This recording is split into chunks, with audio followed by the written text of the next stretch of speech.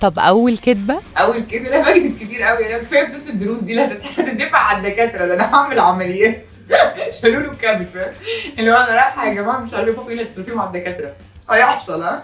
لا كدبت كتير طبعا، بس كدب عبيط يعني، ما بحبش الكدب.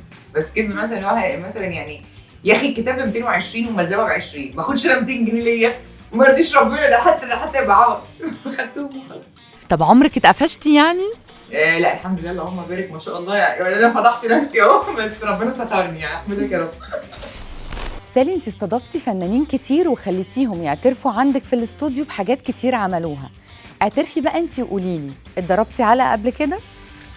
انا كنت بضرب كتير قوي، انا اكتر طفل اتضرب تقريبا في التاريخ يعني، انا بشع يعني. لا وبابي ايده مرزبه مهندس ميكانيكا وبيسنطرها يعني انا مش القلم لوحده ولا القفل لوحده، قلم بقفل. الله يبارك لك يا حاج والله موتني. طب فاكره كان بيضربك ليه؟ لا مش فاكره، بس انا كنت رهيبه يعني وانا صغيره. كنت يعني مثلا مره جابوني من حد في عيلتنا، كنت زنقاه في كورنر بالكرسي، ماسكه الكرسي و3 سنين، فمش بني ادم يعني عيب كده فكان لازم يتضرب يعني، ما ينفعش كده.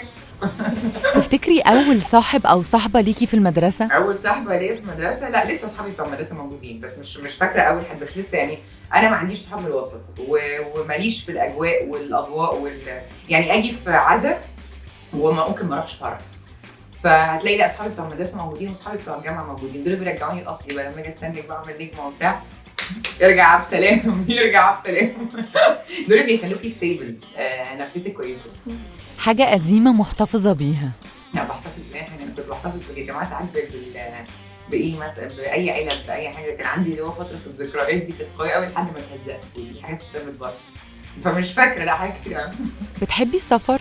بحب السفر جدا، بحب حضارات، اشوف حاجات جديده جدا، شوبينج جدا طبعا. طب ايه اكتر البلاد اللي بتحبي تروحيها؟ انا البلد اللي بموت فيها باريس، انا بحب باريس جدا، وبحب ايه تاني بحب امريكا جدا تجنن يعني، من الحاجات اللي اروحها تاني، وكاريبيان ايلاندز اروحها تاني لما كان معانا فلوس بقى يا جماعه. خلاص دلوقتي مفيش والله، لو جبنا التيكت يبقى ربنا كرمنا، ما خلاص مفيش مصروف. بتعملي ايه اول ما تصحي من النوم؟ اول ما اصحى من النوم، لا انا بقعد ساعه ما حدش يتكلم معايا يعني، انا الموضوع ده معروف عني جدا يعني، ممكن اخسر صحابي، ممكن اخسر الناس كلها الصبح يعني، ما تكلمنيش في حاجه، اللي هو صباح الخير ليه صباح الخير يا اخي، انا ما بتكلمش مع حد لمده ساعه، عندي ساكته كده اشوف اليوم اللي حصل ده يجي ازاي. عندك موهبه تانية غير التقديم؟ الموهبه انا كنت مقتنعه ان انا صوتي حلو جدا لحد ما اتطردنا من ستار اكاديمي الحقيقه، وهزقنا العيله، مفيش فايده والله العظيم، ما بتحرمش، ورحت وكده واتطردت، ما لحقتش اكمل والله، دخلت قلت ايه، كان وديع ساعتها وشفته بعدها، دخلت قلت له يا انا قال لي برضه، قلت له طب اكمل بقيه الكوبليه يا اخي، ده العيله كلها بره واخده رقم وداخله ما يصحش كده يعني. شفته بعدها ب6 سنين، قلت له انت حرمت الشرق الاوسط من موهبه، قال لي هطردك بره تاني حقه بس مواهب، لا بحب الرقص الشرقي جدا جدا جدا، مفيش ست ما بتعرفش ترقص، ما ينفعش. اعترفي لنا اعتراف. اعترف لكم اعتراف ايه؟ انه مش الشخصيات اللي ما بتنساش بس ده الاعتراف، انه عندي مشكله يعني، بعد مره واثنين وثلاثه وبوم. تقدري تورينا صورة البطاقة بتاعتك؟ عادي جدا، صورة البطاقة أمورة قوي، والرخصة كانوا معجبين بيا جدا، أنا بخش على الناس أهزر وبتاع، فقال لك ده والله العظيم لو سيد فلاش ما هيجيبها بالحلاوة دي حلوة قوي هجيبها لكم استني. بس مكتوبة يوم عيد ميلاد بابي 20/11/85، بابي 20/11 هو كتبني يوم عيد ميلاد، أصلا كان عندي يعني أنا كان اسمي سارة وغيروه بقيت سالي، فعملوا كده.